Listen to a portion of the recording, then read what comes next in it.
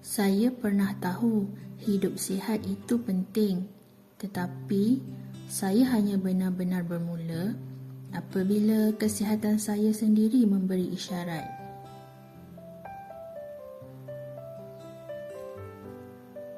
Niat untuk hidup sihat itu ada, tetapi sering saya tangguhkan. Sehinggalah keputusan ujian darah saya menunjukkan kolesterol tinggi dan berat badan berlebihan.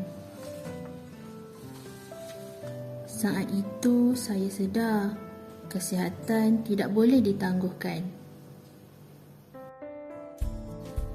Saya mula bertindak.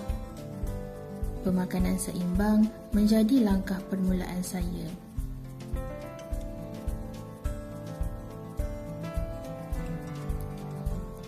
Sedikit demi sedikit, saya mula bergerak aktif demi kesihatan diri.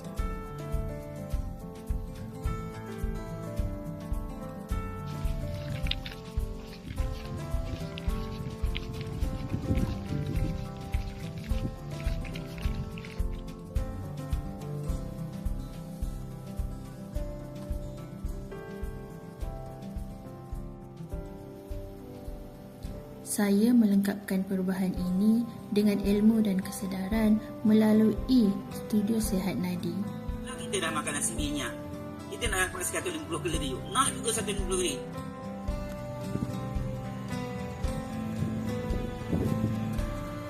Saya dah menjaga langkah. Anda bila lagi?